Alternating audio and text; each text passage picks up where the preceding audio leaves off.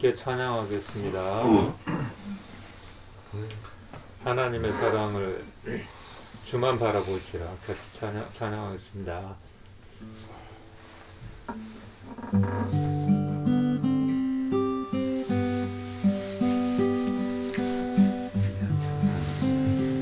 하나님의 사랑을 사모하는 자, 하나님의 평안을 바라보는 자, 너의 모든 것 창조하신 우리 주님이 너를 얼마나 사랑하시는지. 하나님께 찬양과 경배하는 자, 하나님의 선하심을 닮아가는 자, 너의 모든 것 창조하신 우리 주님이 너를 자녀 삼으셨네. 하나님 사랑의 눈으로 너를 어느 때나 바라보시고, 하나님 인자하시로서 언제나 너에게 기울이시니,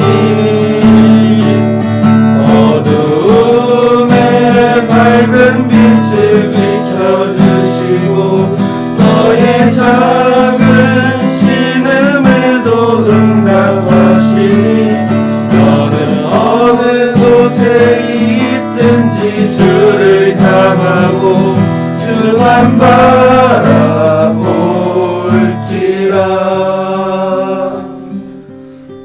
처음부터요. 하나님의 사랑을 사모하는 자, 하나님의 평안을 바라보는 자, 너의 모든 것 창조하신 우리 주님이 너를 얼마나 사랑하시는지. 하나님께 찬양과 경배하는 자, 하나님의 선하심을 닮아가는 자, 너의 모든 것 창조하신 우리 주님이 너를 자녀 삼으셨네. 하나님 사랑의 눈으로 너를 어느 때나 바라보시고, 하나님 인자하기로서 언제나 너에게 기울이시니,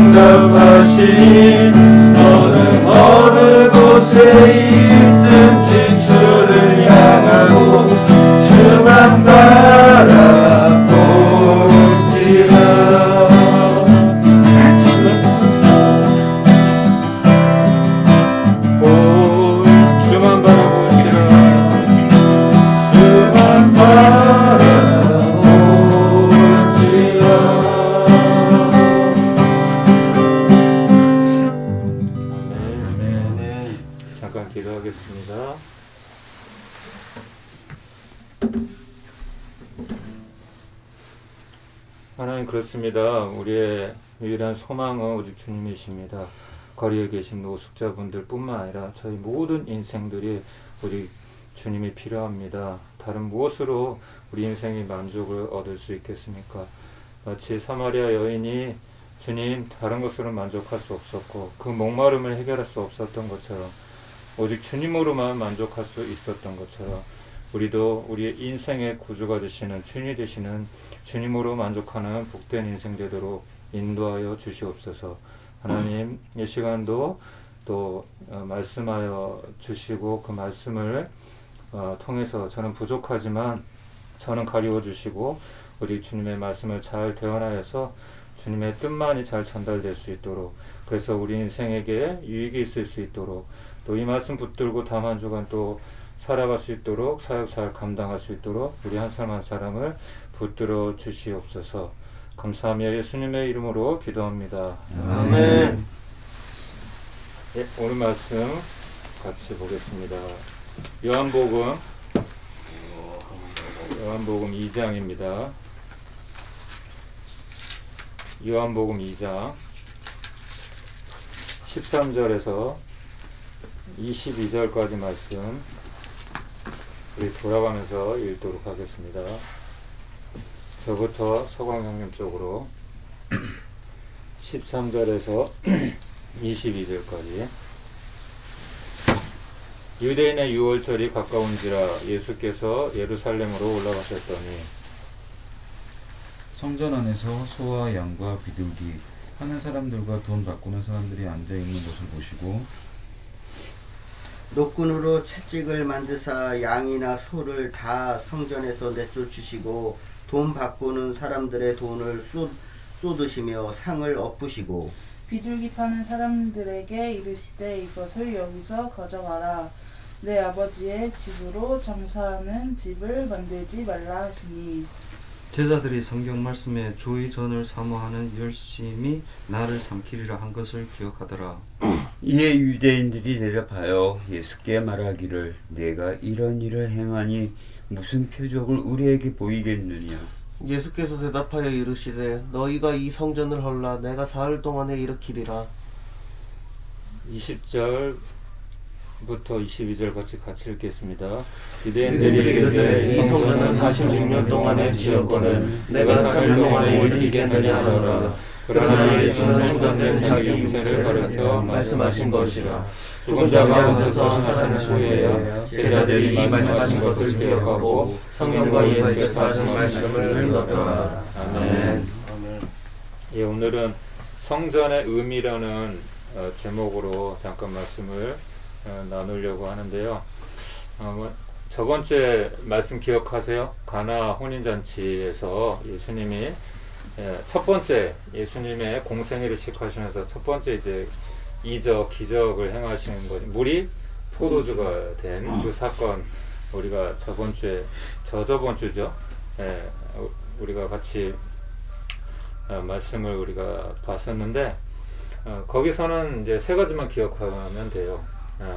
첫 번째는 이제 문제가 생겼잖아요. 그 가나 결혼식인데 거기에 포도주는 굉장히 중요한 건데 흥이 떨어진단 말이에요. 근데 포도주가 떨어졌을 때 마리아가 그것을 먼저 발견하고 예수님께 부탁을 하죠.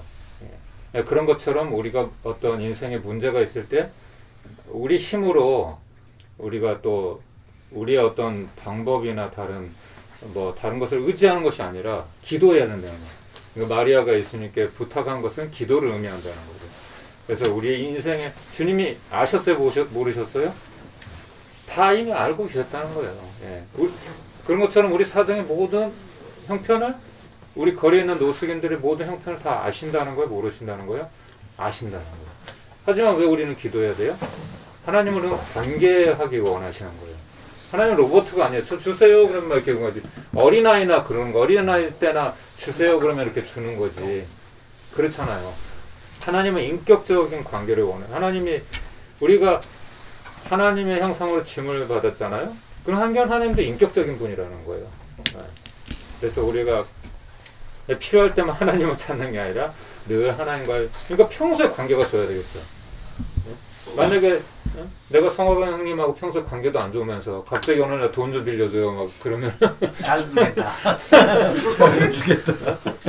누가 빌려주겠어요. 평소에 이렇게 잘하고도 관계가 원만해야 그것도 가능 이렇게 한 거지. 그런 것처럼 우리 주님도 인격적이시라는 거죠. 그래서 우리가 평소에 주님과 대화를 많이 해야 돼요. 그 통로가 바로 기도예요. 기도. 그래서 기도는 많이 하면 할수록 좋아요. 네. 그리고 두 번째 교훈은 이제 하인이 순종한 것처럼 우리 인생도 순종을 해야 된다는 거예요. 순종은 뭐냐면은 내가 진정한 순종은 뭐냐면은 그냥 내가 복종과 순종은 다르잖아요. 복종은 이제 군대에서 보통 쓰는 용어인데 복종은 뭐예요? 내가 하기 싫은데도 어쩔 수 없이 해야 되는 거예요. 안 그러면 나한테 손해가 되니까. 예. 어떤 징계가 있다거나 어떤 나한테 어떤 두려움이 된다거나 그랬을 때 어쩔 수 없이 하는 것이 이제 복종인데 순종은 내가 자발적으로 하는 것이고. 근데 진정한 순종이라는 것은 무엇이냐면은 내가 이해가 되지 않아도 할 수 있어야 되는 거예요. 그리고 무조건 순종을 해야 되는 거예요. 순종에 세 가지 원칙이 있는데 이해가 되지 않아도 순종해야 되고 무조건 순종해야 되고 마지막은 즉시 순종해야 돼. 예, 이 세 가지. 그게 순종이에요. 그게 성경의 모든 인물들이 하나님 앞에 그런 순종의 태도로 살았어요. 예. 순종을 한다는 것은 믿음이 있다는 증거잖아요. 내가 믿기 때문에 그걸 순종하는 거잖아요. 예, 복종하고 다른 거죠. 그래서 순종은 기적을 경험하는 통로가 된다. 예, 그 말씀을 드렸었고, 하인이 무슨 능력이 있어요. 하인은 그냥 시킨 대로 해야 되는 거잖아요.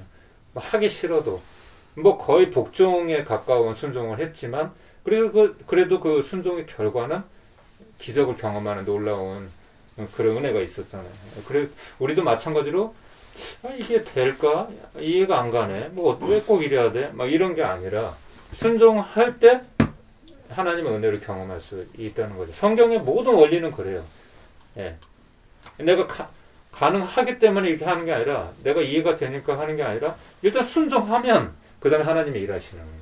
예, 그런 원리라는 거죠. 그리고 마지막으로는 물이 포도주가 된 것처럼 우리 인생 의미 없는 밋밋한 우리의 인생이 물은 어때요? 맛이 없잖아요. 근데 포도주는 어때요? 오래되면 오래될수록 아주 숙성이 되면 될수록 귀하단 말이에요. 가치를 인정받는단 말이에요. 근데 물은 오래되면 오래될수록 썩어요.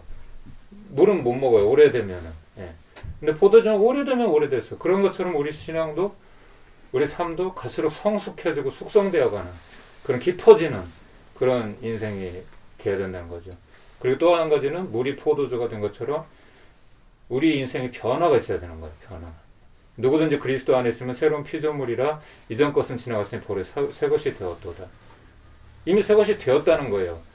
될 것이다? 되어야 한다가 아니라 누구든지 그리스도 안에 있으면 이 전제는 그리스도 안에 있으면 우리가 예수 그리스도를 믿는 그 순간 우리는 변화가 되는 거예요. 그래서 야곱이 이스라엘이 된 것처럼 시몬이 베드로가 된 것처럼 사울이 바울이 된 것처럼 우리 안에도 그런 변화가 있어야 된다는 것이죠. 그 세 가지를 말씀을 드렸고요. 오늘은 이제 성전의 의미에 대해서 좀 생각을 좀 해보려고 하는데 오늘 말씀을 보니까 어떤 장면이 나와요? 이제 유월절이라는 행사가 있어요. 유대인들에게 이 유월절은 굉장히 중요하거든요. 마치 우리나라의 광복절 같은 그런 의미예요. 그러니까 이스라엘 민족이 430년 동안 이집트에서 노예 생활을 했던 그 생활에서 벗어난 그 날을 기념하는 거거든요. 그래서 하나님께서 이집트의 바로 왕이 너무 하나님의 말씀을 이제 모세를 통해서 하나님이 계속해서 내 백성을 보내라, 응? 해방시켜라, 놓아줘라, 이제 그만 부려먹고 그냥 놓아줘라. 이 김정은한테 얘기하는 것처럼 그만 좀 하고 그만 괴롭히고 좀 놔줘. 이런 거잖아요. 지금 북한도 70년이 넘게 지금 그런 김일성 삼부자에게 고통을 받고 있는데 그런 거예요. 노예 생활을 430년 동안 하는데 이제 놔줘라. 근데 말을 안 들어. 하나님이 강권적으로 역사하셔가지고 10가지 기적을 일으키시잖아요. 그죠? 물이 피가 되고, 그쵸? 그리고 이재앙, 개구리 재앙, 갑자기 3일 동안 캄캄해지고 세상이. 그런 이제 놀라운 이제 기적을 자연을 통해서 파리 재앙, 여러 가지 우박 재앙, 여러 가지 이제 기적을 행하셔가지고 이집트가 거의 다 초토화가 돼요. 여러분, 지진 한 번만 일어나도 난리가 나요. 일본이나 저기 IT나 이렇게 보면 지금도 복구가 안 되는 거예요. 10몇 년 전의 일인데 아직도 IT는. 근데 얼마 전에 또 7점 몇의 강도 높은 지진이 일어났다고 하더라고요. 아직 복구가 안 됐는데 거기는 거의 희망이 없어요. 그냥 하루하루 거기는 다 그냥 일반 사람들이 그냥 노숙인들이에요. 일반 사람들이 그냥 대부분이 다 노숙인들처럼 산다고요. 그렇게 지진 잠깐 일어나도 난리인데 이렇게 메뚜기 재앙, 우박 재앙, 모든 이런 그냥 온갖 그냥 몇 년을 거쳐서 몇십 년을 거쳐서 한번 겪을까 말까 하는 그런 대재앙들을 이집트는 한꺼번에 겪었단 말이에요. 그러면 나라가 거의 그냥 초토화가 된 거예요.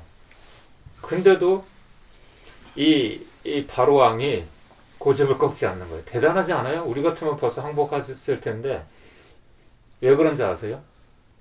나하고는 상관없는 거예요. 내 목숨하고는 상관이 없는 거예요. 백성들 죽어가는 거는 마치 북한의 김정은 같은 거예요. 나만 살면 되지 뭐. 인민들이 굶어 죽어가든 그런 건 난 상관없는 거예요. 근데 이제 그걸 아시고 하나님의 마지막 재앙을 어떻게 내리시냐면은 모든 이집트의 생명이 있는 것들, 사람이나 동물이랑 첫 번째 생명, 장자죠. 다 죽이시는 거예요. 그거는 이제 바로 왕도 포함이 돼요. 바로 왕의 첫 번째 장자도 죽게 돼요. 그러니까 이제 그때서야 자기하고 관련이 되니까 그때서야 이제 항복을 하는 거예요. 더 큰 재앙이 일어나기 전에. 근데 그때 어떤 일이 있었냐면 죽음의 재앙이 이렇게 닥치는데 이스라엘 백성들에게 하나님이 말씀하신 거예요. 모세를 통해서 너희는 양을 잡아서 양의 피를 문에 발라라. 문설주에 발라라. 그러면 이 재앙이 넘어갈 것이다. 예. 그게 바로 6월절이에요. 6월절.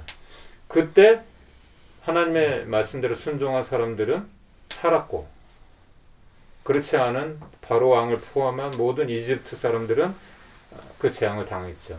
예. 모든 첫 번째 난 생명이 다 죽음을 당했죠. 죽음의 재앙이죠. 그래서 6월 넘어갔다는 뜻이에요. 6월 넘어갔다. 2월이라고 그러잖아요. 우리 2월 한다 그러잖아요. 6월은 넘어갔다는 뜻이에요. 어떻게 넘어가요? 양의 피, 양의 희생을 통해서. 그게 바로 뭘 상징해요? 예수님. 예, 6월절 어린 양. 예. 그래서 6월절은 예수님은 예수님 생애에 7번의 예루살렘을 방문하시는데 모두 6월절과 좀 관련이 있어요. 예. 그리고 그 중에서 3번 정도 이제 직접적으로 6월절에 참여를 하셨는데 공생애 3년 동안 33년을 사셨는데 이 땅에서 공생애는 3년이에요. 예. 그 3년 동안 이제 일어난 일들이 6월절에 일어난 일들이 성경에 기록이 되어 있는데 마지막 3년째 예수님이 십자가에 죽으신 거죠. 그래서 예수님을 6월절 어린 양이다 이렇게 표현을 해요. 바로 그 6월절이에요. 그 6월절에 첫 번째 6월절에 이제 예수님이 이제 2월절 행사에 참여하기 위해서 이 6월절은 굉장히 이스라엘 민족에게서 중요한 절기이기 때문에 우리나라의 어떤 명절처럼 고유의 명절처럼 민족 대이동이 일어납니다. 예. 전 세계에 있는 사람들까지 다 와요. 예. 예루살렘으로 와요. 여기서 이제 6월절 행사를 하거든요. 그래서 양을 잡고 소를 잡고 이제 하나님 앞에 의식을 이제 행하는데 그래서 어떤 문제가 생겼냐면은 이 짐승들을 이게 파는 거예요. 성전 앞에서. 성전 앞에서 이제 하나님 앞에 유월절 예식을 이제 해야 되는데, 왜냐면은, 유월절의 의미는 바로 어린 양을 통해서 구원받은 것을 상징하는 날이잖아요. 그렇기 때문에, 그것을 이제, 이 사람들이 똑같이 이제 해마다 2월절이 되면 1월 14일인데 우리 달력으로 1월 14일이 아니라 유대력으로 1월 14일인데 한 봄쯤 돼요. 우리식으로 하면 봄쯤. 근데 그때마다 1년에 한 번씩 꼭 이 행사를 한다고요. 예. 그래서 짐승을 이제 다 가져와야 돼요. 근데 이 짐승을 가져오는 게 쉬워요? 이거 번거로운 일이잖아요. 우리가 어디 여행을 한번 가도 짐을 그렇게 갖고 다니는 게 얼마나, 노숙인들도 짐 많이 이렇게 들고 다니는 게 얼마나 힘들어요. 근데 짐승을 끌고 이렇게 먼 길을 전국 각지에서, 또 세계에서 다른 나라에서 배 타고 오는 사람들, 그때는 뭐 교통이 없으니까 배밖에 없잖아요. 이게 쉬운 게 아니잖아요. 그러니까 짐승을 파는 거예요. 성전 앞에서. 예. 마치 우리가 우리가 추석이나 명절에 우리가 고향에 가면 뭐 무거운 짐을 우리가 다 사갖고 막 갈 필요 없잖아요. 그 근처 가면 다 마트도 있고, 그러니까 거기 가서 사면 되게 필요한 거. 그런 것처럼 그냥 여기서 판매를 하는 거예요. 그것까지는 좋은데 그게 주님이 보시기에 굉장히 안 좋아 보였어요. 그래서 채찍을 만드셔가지고 다 쫓아내는 거예요. 이 성전 앞에서 이 장사하는 사람들. 그러시면서 뭐라 하시냐면, 아버지의 집으로 장사는 소굴을 만들지 말라. 장사는 시글장통을 만들지 마. 내 아버지의 집은 기도하는 집이다. 이렇게 말씀하시는 거예요. 왜 예수님이 화가 나셨냐면은, 이때 이 유대인들의 이런 유월절은 이미 형식만 좀 남아 있었어요. 형식만. 그러니까 그 앞에서 짐승을 이게 팔고 그런 것들이 잘못된 게 아니라 그 지도자들을 나무라는 거예요. 사실은 그 지도자들이 어떤 식으로 이렇게 장사를 했냐면, 차익을 갖다가 자기들이 챙기는 거야. 그 환전을 하잖아요. 환전을 하면 이제 외국에서 살던 사람들은 이제 뭐 우리식으로 얘기하면 뭐 한화가 없으면 달러를 쓴다든지 뭐 이렇게 할 거 아니고 환전을 해야 되잖아. 그럼 그 환전 차익을 갖다가 이 성전을 관리하는 사람들, 대부분 지도자들이겠죠. 바리새인들, 뭐 서기관 장로, 뭐 이런 사람들, 그런 사람들이 이익을 이제 챙겨가는 거예요. 그러니까 예수님이 내 아버지의 집으로 장사하는 집을 만들지 말라, 그런 얘기를 하시는 거예요. 어떻게 하나님을 예배하는 성전 앞에서 그렇게 거룩한 제사장들이나 그렇게 하나님을 예배하는 사람들이, 하나님을 믿는다고 하는 사람들이 그럴 수가 있어요. 그렇죠? 그래서 이제 그런 것들을 사실 예수님이 책망을 하신 거거든요. 그래서 우리는 오늘 이 말씀을 통해서 이 성전이 뭔가, 이 성전의 중요성에 대해서 좀 생각을 해보려고 하는데, 예수님이 그렇게 말씀하셨어요. 그렇게 동물들을 막 쫓아내니까 당신이 무슨 권위로 이런 짓을 하느냐? 우리가 이거 다 관리하고 우리가 이것을 다 우리가 다 준비한 것인데 뭐 하는 거냐 지금 한마디로. 왜 동물들을 다 쫓아내고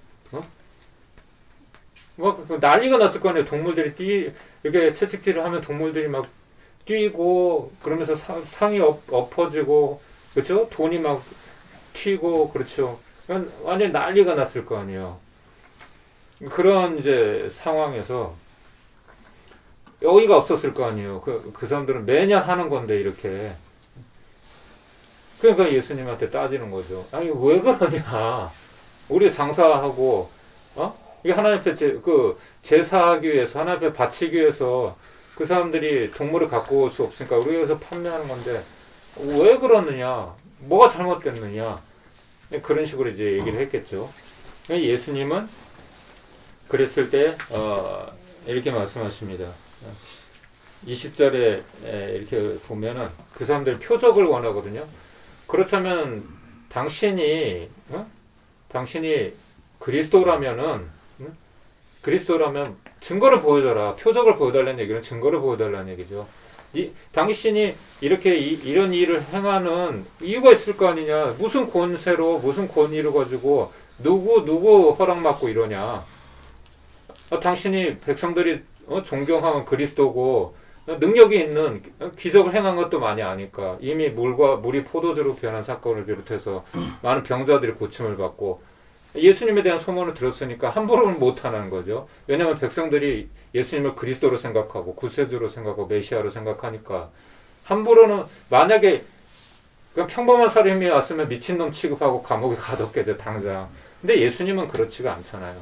그러니까 함부로 이 관리자들이 대제사장이라든지 거기는 장로, 서기관, 바리새인 이런 종교 지도자들이 함부로 예수님을 대하지 못했겠죠. 하지만 무슨 권위로 그러느냐? 그러면 그렇게 하는 증거를 보여줘라. 그렇게 얘기를 하는 거죠. 그랬을 때 예수님이 뭐라 그러시냐면 너희가 이 성전을 헐어버려라. 응? 그럼 내가 3일 만에 다시 짓겠다. 이렇게 말씀하시는 거예요. 이 성전은 46년 동안 시간이 걸려서 지어진 거예요. 헤롯 성전이라고 하거든요. 이 유대인의 성전은 몇 번에 걸쳐서 이 성전이 사라졌다가 다시 지어지고 이런 일이 있었어요. 솔로몬의 성전도 있었고 스룹바벨의 성전도 있었고 그리고 이제 헤롯 성전이 있고 이 성전은 처음에는 이제 성막으로 시작을 했어요. 성전은 하나님을 예배하는 곳이잖아요. 지금 오늘날의 교회 같은 곳이에요. 근데 처음에는 성막의 개념이었어요. 모세를 통해서 광야에서 이스라엘 백성들이 출애굽한 이집트를 이제 나와서 홍해를 건너고 광야에 와서 거기에서 이제 이 성막 제도가 시작됐거든요. 그런데 이 성막이 나중에는 성전의 개념으로 가는 거예요. 그리고 오늘날에는 이 어떻게 바뀌어요? 교회가 되는 거죠. 근데 이 성전을 갖다가 46년 동안 걸려가지고 이제 전쟁으로 해서 이제 폐허가 되어버린 이 성전을 다시 세웠는데 헤롯 왕 시대에 세웠는데 46년 걸린 거예요. 46년. 근데 예수님이 3일 만에 내가 세우겠다. 너희가 이거 헐어버려라. 내가 3일 만에 다시 세우겠다. 그렇게 얘기를 합니다. 그게 가능해요, 여러분? 일주일이 걸렸어도 3일 만에 세우는 거는 불가능하잖아요. 그때 무슨 기술이 있었겠어요? 다 이렇게 수작업으로 기계가 있었던 것도 아니고 46년 걸렸으면 어마어마한 거잖아요. 근데 이 말이 무슨 말인지 이 사람들은 못 알아듣는 거죠. 저 사람 미친 사람인가? 무슨 소리지? 근데 성경에 아까 우리가 읽어보니까 뭐라 그래요? 이 3일은 뭘 얘기를 하는 거예요? 예수님의 부활죠. 그렇죠. 예수님이 죽으시고 부활하시는데 그 3일을 얘기하시는 거죠. 즉, 그 성전은 누구를 의미하는 거예요?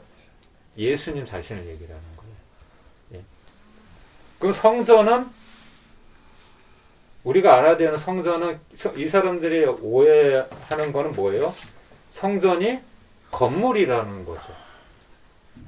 여러분 성전이 건물이에요? 많은 사람들이 아직도 그러니까 성전은 교회예요. 교회가 건물입니까? 많은 사람들이 이거를 개념을 몰라요. 그래서 나 예배 드렸다. 교회 갔다 오면 나 예배 드렸다 이렇게 생각을 해요. 그거는 정말 잘못된 신앙관이에요. 예. 성전은 교회는 건물이 아니에요. 거기에 만약에 하나님이 안 계시잖아요. 예수님이 안 계시잖아요. 그럼 그건 교회가 아니에요. 지금 오늘날의 유럽 교회 많은 또 미국 교회가 타락을 했는데 우리나라도 지금 그렇게 지금 가고 있는데 그거를 막기 위해서 우리가 기도하고 있는데 지금 그 화려한 우리가 텔레비전에서 봤던 유럽의 화려한 그 성당이나 교회들이 어떻게 변했는지 알아요? 박물관이 되고 술집이 되고 나이트가 되고 기념관이 되고 이렇게 돼버렸어요. 왜 그랬는지 알아요? 사람이 없어. 예배하는 사람이 없단 말이에요. 할머니 할아버지 몇 분만, 독일 같은 경우에는 할머니 할아버지 몇 분만, 그 큰 교회 몇 분만 와서 이렇게 예배 드리는 거예요. 젊은이는 뭐 찾아볼 수도 없고 예배 드리는 사람이 없어요. 그럼 뭐예요? 신앙을 잃어버렸다는 거예요. 우리나라 선교사 누가 파송했어요? 미국, 영국 이런 선진국에서 선교사가 파송됐잖아요. 원래 유럽은 부흥의 교회 부흥의 원래 시작점이었어요. 시작한 그런 교회 부흥이 시작한 그런 장소란 말이에요. 예. 처음에 이 예루살렘으로부터 그렇죠? 그 다음에 점점 로마로 해서 서유럽으로 해서 이렇게 복음이 퍼져 나가고 나중에 이제 아시아인 우리나라, 중국, 일본 이쪽으로 이렇게 오게 된 거거든요. 그 영국 같은데, 미국 같은데, 스페인 같은데 그런 데가 원래 이탈리아 이런 데가 원래 기독교의 시작 출발점이었어요. 예. 교회가 엄청 부흥했고 믿는 사람이 대부분 그러니까 거기는 국교예요. 기독교가. 우리는 뭐 기독교, 불교, 유교, 도교 뭐 종교가 여러 가지 있어서 우리는 혼합 종교지만은 기독교가 우리 국교가 아니지만 인도가 힌두교가 국교인 것처럼 일본이 신사가 국교인 것처럼 그 유럽은 기독교가 국교예요. 90% 이상이 다 기독교인이고 지금도 형식적으로는 그래요. 형식적으로는. 근데 지금은 성도가 없으니까 그 교회 건물들이 박물관이 되고 술집이 되고 그러니까 교회 건물이 교회가 아닌 거예요. 예. 그거를 예수님이 지금 책망을 하시는 거예요. 화가 나신 거예요. 아니 저 교회에 하나님이 안 계신데 너희들 마음도 없으면서 그냥 이게 이미 종교로 타락해버린 거예요. 이미 돈벌이 수단이 된 거예요. 종교는 그냥 사람들을 이용하는 그 대상이 돼버린 거예요. 마치 사이비처럼.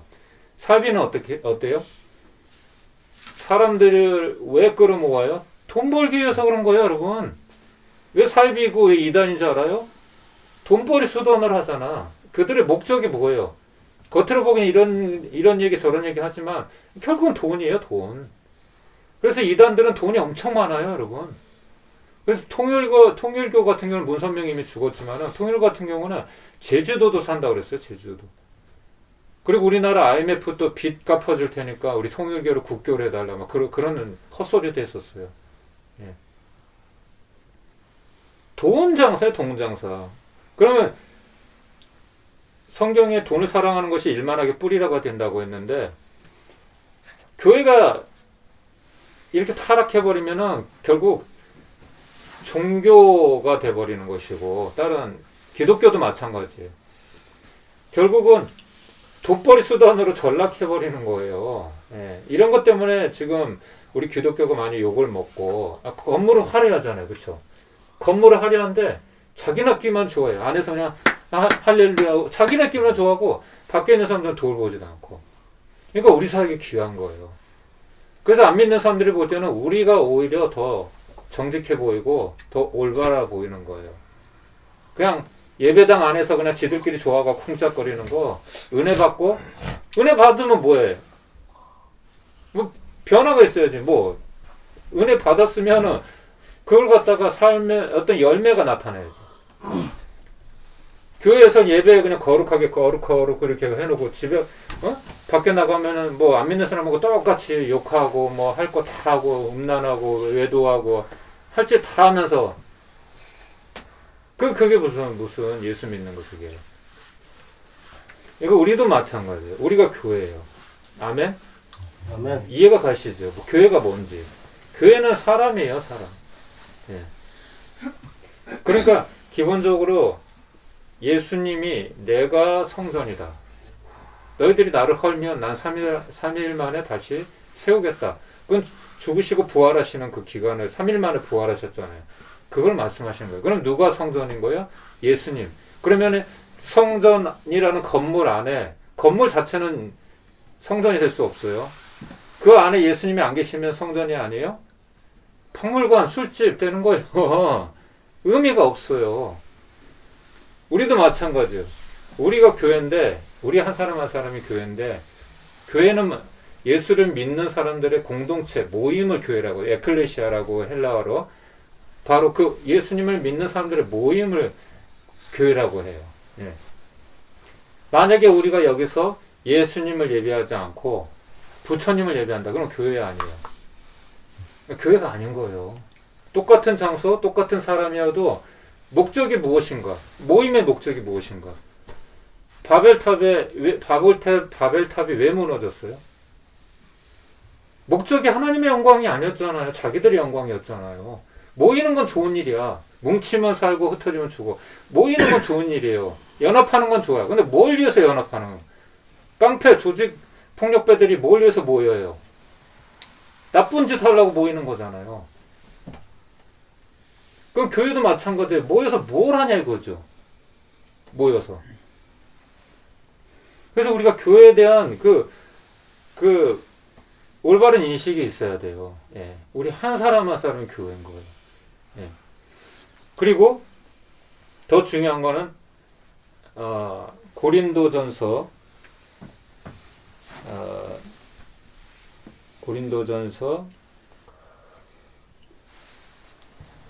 먼저 에베소서 1장 22절 23절 누가 한번 찾아서 한번 읽어주시겠어요? 에베소서 1장 22절 23절. 모든 통치와 권세와 능력과 주권과 이 세상뿐 아니라 오는 세상에 일컫는 모든 이름 위에 뛰어나게 하시고 또 만물을 그의 발 아래에 복종하게 하시고 그를 만물 위에 교회의 머리로 삼으셨느니라. 교회는 그의 몸이니 만물 안에서 만물을 충만하게 하시는 이의 충만함이니라. 아멘. 네. 아멘. 교회는 성전은 예수님의 몸이에요. 여러분. 예수님의 몸. 그리고 우리는 그의 지체예요. 지체. 여러분. 예수님이 머리고 우리는 뭐라고요? 우린 지체란 말이에요. 지체. 그래서 예수님과 우리가 둘이에요? 아니면 하나예요? 하나, 연합된 존재. 하나가 되어야 된다는 거예요. 그래서 예수님이 없는 교회는 교회가 아닌 거예요. 예. 거기에 사람 냄새가 나고 돈 냄새가 나고 거기에 의미가 다른 것이 부여가 되고 목적이 다르면 그건 교회가 아니고 이미 교회로서 예. 뭐 순복음교회처럼 그렇게 엄청나게 화려하고 사랑의 교회처럼 백화점처럼 이렇게 지었어도 거기에 예수님이 생명이 없으면 그건 교회가 아니에요. 사람들의 모임일 뿐인 거예요. 예수님이 오죽하면 채찍을 만들어서 이 자기들은 유태인들은 거룩하다 이 성전이 얼마나 위대하냐 웅장하냐 46년 동안 이렇게 시간 들여서 지었는 얼마나 화려하겠어요. 여러분 스페인의 어떤 그런 성당들 보면 정말 멋있잖아요. 예. 그런 뭐 성 베드로 성당 뭐 미카엘 성당 뭐 이런 거 보면은 어마어마하잖아요. 예. 거기에 하나님 없으면 그거는 그냥 뭐예요? 그냥 관광지일 뿐인 거예요. 관광지일 뿐인 거예요. 예. 아무 의미가 없어요. 그리고 마지막으로 우리가 하나 생각해 볼 수 있는 것은 우리가 성전이에요. 우리 성전. 예. 예수님이 성전이 되시고 그래서 그 교회 안에 예수님이 안 계시면은 그 의미가 없는 것이고 예배는 헛된 것이고 또한 우리가 성전이라고 말씀하셨어요. 고린도 전서 3장 16절 한번 누가 찾아서 읽어주시겠어요?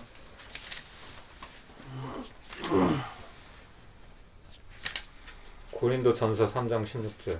너희는 너희가 하나님의 성전인 것과 하나님의 성령이 너희 안에 계시는 것을 알지 못하느냐. 아멘. 네. 너희는 너희가 하나님의 성전인 것을. 그렇죠. 하나님의 성령이 거하는 곳이.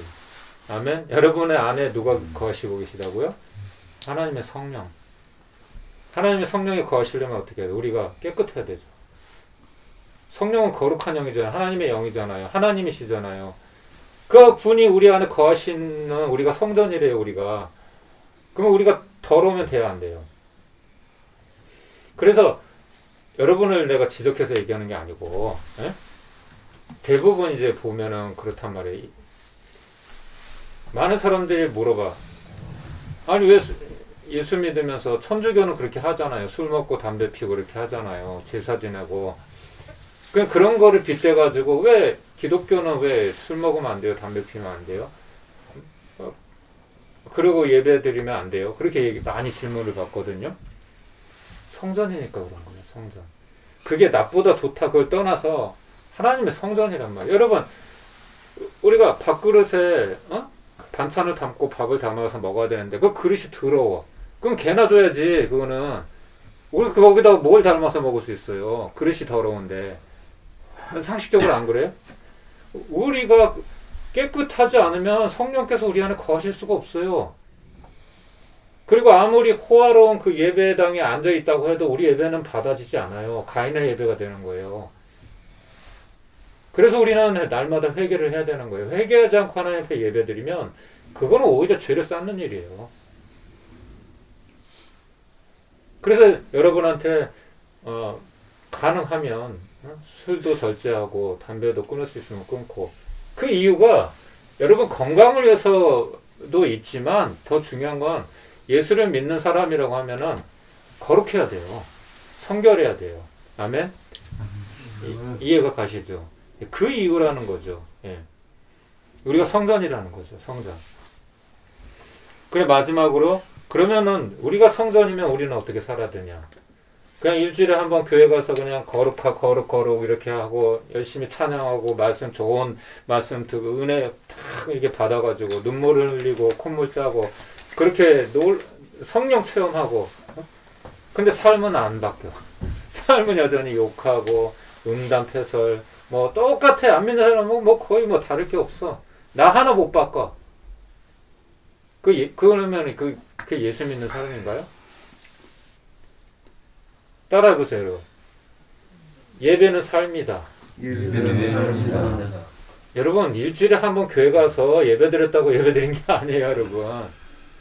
우리가 성전이라고 했죠. 그럼 날마다 예배가 돼야 되는 거예요. 숨 쉬는 만큼 우리가 예배가 돼야 되는 거예요. 이해가 가세요? 하나님과 동행을 해야 된다고요. 여러분, 교회만 하나님이 계세요? 교회만? 교회 밖을 나오면은 하나님 안 계세요? 그렇지 않아요. 많은 사람이 그런 착각을, 네?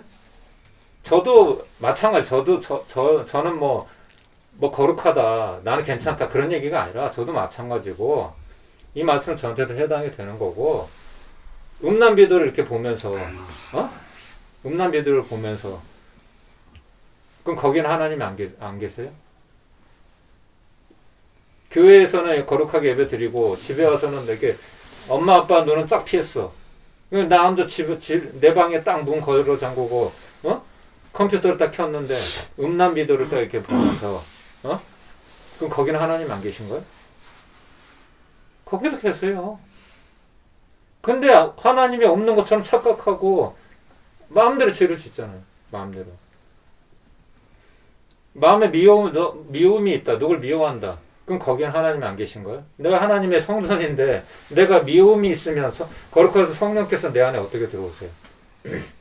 그래서 사울이 하나님을 떠났을 때 불순종했을 때 하나님의 영이 사울에게서 떠났다고 했어요. 그리고 악신이 와서 사울을 지배했다고 했어요. 그래서 미쳐 돌아가는 거예요. 그랬을 때 선한 다윗이 영이 맑으니까 악기를 딱 연주하면 악한 영이 사라지는 거예요. 우리도 그럴 수가 있어요. 우리 안에 하나님의 성령이 거하시는가, 악한 마귀가 와서 우리를 지배하는 거는 우리가 선택하게 달려있는 거예요. 누구를 모셔드릴 것인가. 우리가 성전이라고 하면 완벽한 사람은 없어요. 완벽한 사람이 있다는 게 아니라 우리는 날마다 회개해야 되는 거예요. 아멘?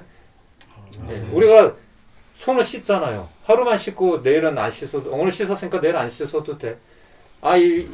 이번 주에 목욕했으니까 다음 주에 목욕 안 해도 돼. 이런 게 아니잖아요. 날마다 씻어야 되죠, 날마다. 왜? 병균 안 걸리려면 그렇게 해야 되잖아요. 몸은 그렇게 관리하면서 우리가 우리 영은 관리하지 않잖아요. 우리 영적인 상태는 어떤지 뭐 관심도 없잖아요. 그래서 하나님이 이렇게 말씀하시는 거예요. 너희가 성전이다. 성령이 거하는 전이다. 그렇게 말씀하시는 거예요. 그러면 우리가 성전으로서 어떤 삶을 살아야 되는가? 일주일에 한 번 교회 가서 예배만 드리면 되는 게 아니에요. 매일의 삶에서 우리는 예배의 삶을 드려야 돼요. 로마서 12장 1절에서 2절 같이 한번 다 찾아서 마지막으로 한번 읽어볼까요? 어떻게 그러면 우리 일주일 동안 교회에서뿐만 아니라 밖에 나와서도 예배당에서만이 아니라 어떤 삶을 우리가 살아야 되는가? 로마서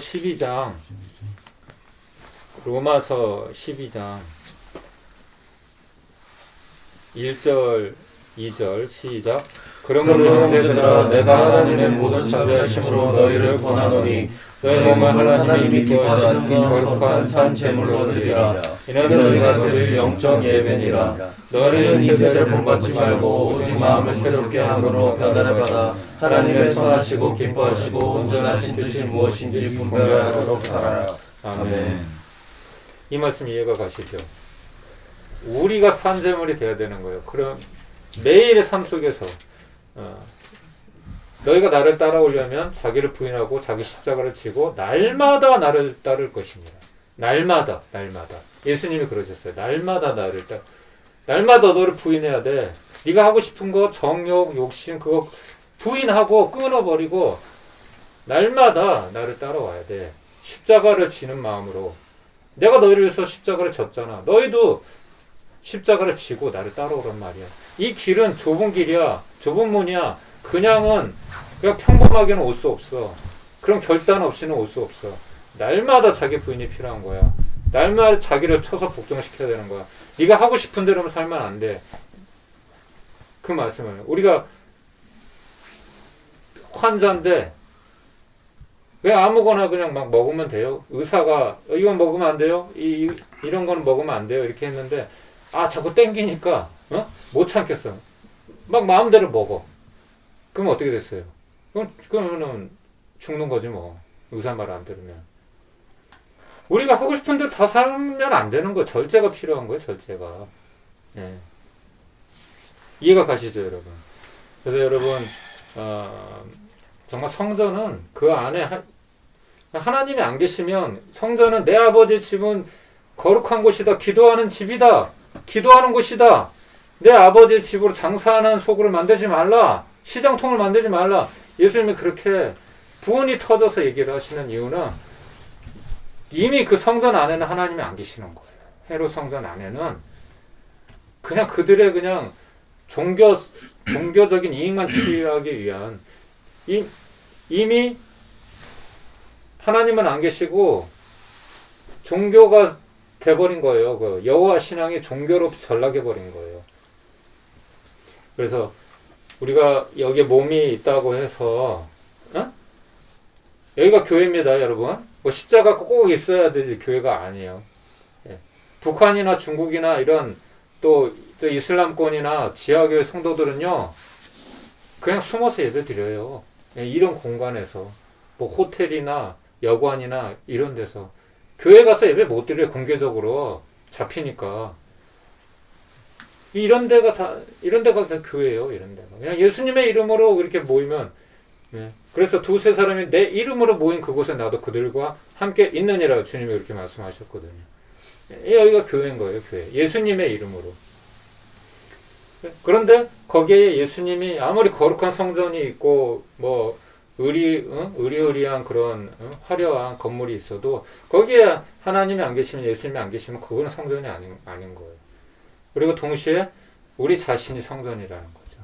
그래서 일주일에 한 번만 예배드리면 되는 것이 아니라 우리는 날마다 삶이 예배가 돼야 되는 거예요. 아멘.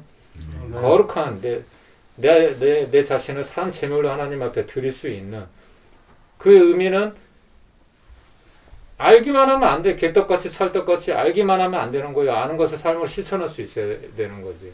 예. 그러면 우리 교회가 다시 부흥할 수 있고 다시 회복할 수 있는 거예요. 예. 저 한 사람의 외침이 이 한국 교회에 대해서 뭐 얼마나 영향을 끼치겠어요. 근데 나 한 사람의 변화가, 여러분 모세 하나 변하니까 이스라엘이 그냥 구원을 받잖아요. 그렇게 할 수 있는 거예요. 우리 한 사람이 아무것도 아닌 존재가 아닌 거예요. 나 하나 변하면 어떤 변화가 얼마나 많은 영향력을 끼칠 수 있을지 모르는 거예요, 여러분. 하나님 손목사님 한 명을 통해서 많은 사람을 모으게 하시잖아요. 일하게. 한 사람의 생명이 중요한 거예요, 여러분. 아무것도 한 게 아니라니까요. 오늘 말씀 기억하면서 우리 다음 한 주간 또 이렇게 살아갔으면 좋겠습니다. 우리 같이 찬양 우리 한 번만 더 하고. 어떤 거? 아까 했던 거요? 예, 아까 했던 거 합시다. 다른 거 준비한 게 없어서 우리 기도하고 마치도록 하겠습니다. 그래서 우리가 주님을 바라봐야 돼요. 우리의 힘으로는 할 수 있는 게 없어요. 우리가 몰라서 못하는 게 아니죠. 예.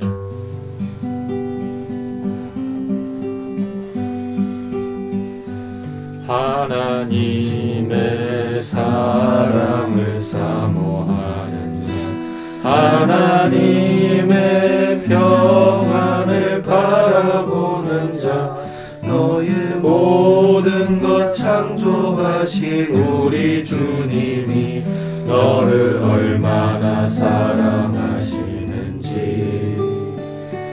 하나님께 찬양과 경배하는 자, 하나님의 선하심을 닮아가는 자, 너의 모든 것 창조하신 우리 주님이 너를 자녀 삼으셨네. 하나님 사랑의 은혜로 너를 어느 때나 바라보시고 하나님 인자한 귀로서 언제나 너에게 기울이시니 어두움에 밝은 빛을 비춰주시고 너의 작은 신음에도 응답하시니 너는 어느 곳에 있든지 주를 향하고 주만 바라볼지라. 하나님 사랑의 눈으로 하나님 사랑의 눈으로 너를 어느 때나 바라보시고 하나님 인자한 귀로서 언제나 너에게 기울이시니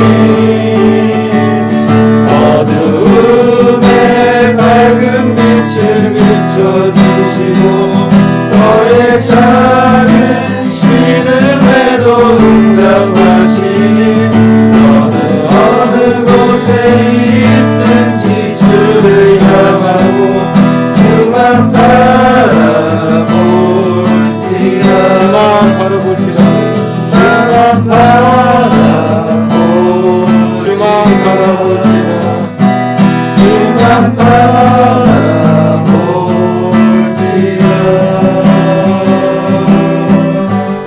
우리 시간 함께 오늘 말씀 기억하면서 기도하겠습니다. 하나님 아버지 붙들어 주시옵소서. 다음 한 주간도 이 말씀 붙들고 하나님 승리하며 하는 그 영혼 보는 삶을 살아갈 수 있도록 도와 주시옵소서. 우리 힘으로 할 수 없습니다. 하나님 주의 성령으로 충만케 해주시고 주님 우리가 성전이라는 걸 기억하고 하나님 날마다 주님 앞에 예비하는 삶 회복되게 도와 주시옵소서. 하나님 우리를 포기하지 마시고 하나님 우리 붙들어 주시옵소서. 주님 힘으로 능으로 할 수 없는 주입니다. 주님 오직 성령의 능력으로 가능하다. 하나님 붙들어 주시옵소서. 하나님 베드로같이 우리를 끝까지 포기하지 마시옵소서. 하나님, 주님의 증인 따끝까지는 주님의 증인되는 삶 살아갈 수 있도록 하나님 붙들어 주시옵소서.